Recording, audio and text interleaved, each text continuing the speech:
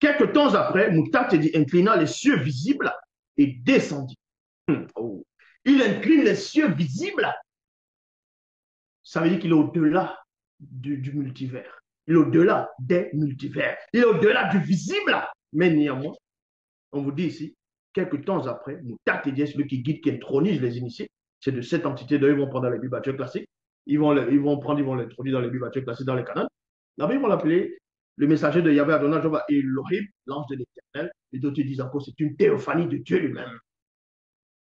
Mais il inclina les cieux visibles et descendit un sombre mangaba, océan primordial ténébreux sous ses pieds.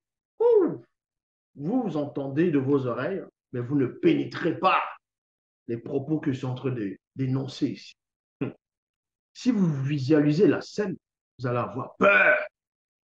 Les mangamba ici, l'eau, océan primordial, ça veut dire quoi? C'est l'eau qui a servi à créer les multivers, le monde où vous êtes actuellement, la Terre, l'univers. Une partie de cette eau est encore là.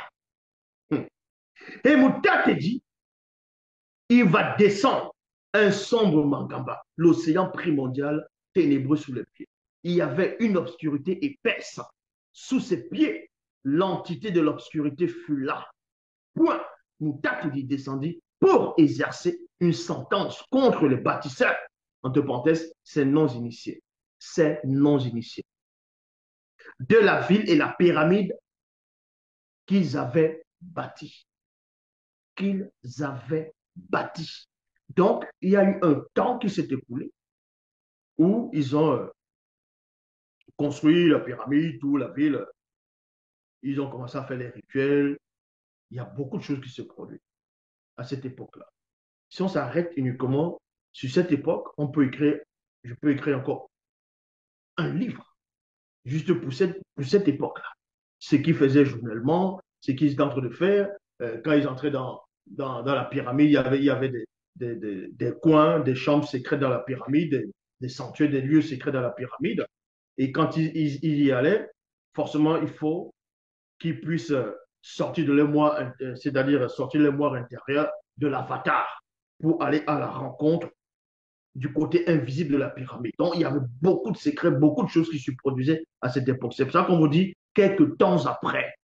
C'est là où Moutat et va descendre parce qu'il y avait quelque chose qui se passait qui n'était plus bon parce qu'ils veulent établir un nouvel ordre mondial et ils sont prêts pour le faire.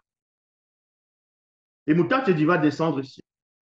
Moutat et dit, voici que les non-initiés ont découvert le mystère de la porte des cieux donnant du côté du monde occulte. Donnant du côté du monde occulte. Ils ont découvert ça. Ils sont unis entre nous, entre eux plutôt, et ont une seule pensée et une même connaissance.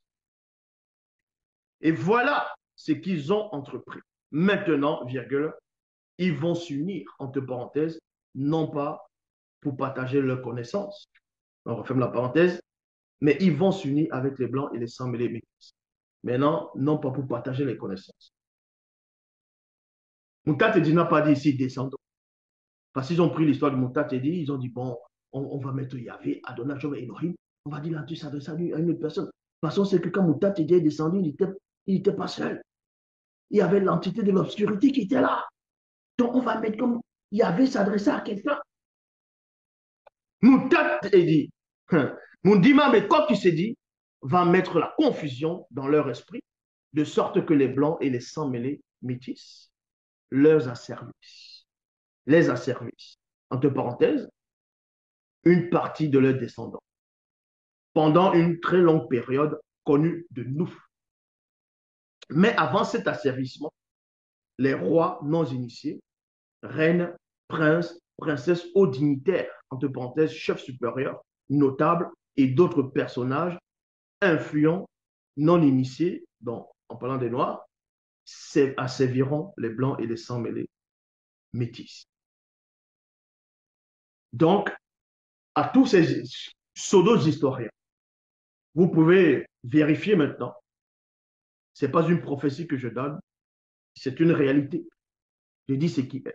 Vous pouvez voir dans l'histoire. Vous pouvez vérifier dans l'histoire. Vous pouvez bien chercher, et je sais que d'autres le savent, mais ils veulent cacher cela. Parce que quand on voit un noir, on dit, oh, tu es un esclave, les noirs étaient asservis, les noirs sont asservis. Dans l'histoire, il y avait des non-initiés. On vous dit ici, dans l'histoire, il y avait les non-initiés.